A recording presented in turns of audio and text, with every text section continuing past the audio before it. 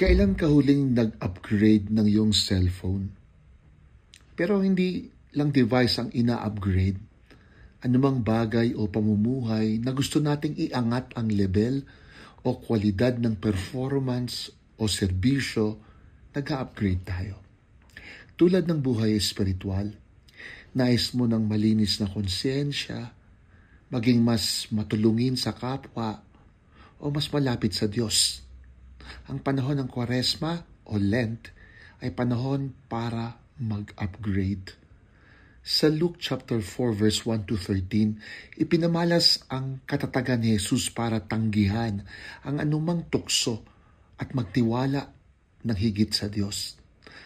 Sinimulan natin ang Kwaresma sa paglalagay ng abo sa noo. Simulan rin nating itama anumang mali sa buhay natin.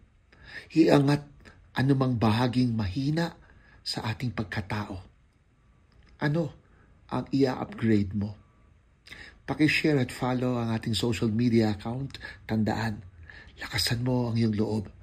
Pinagdarasal kita.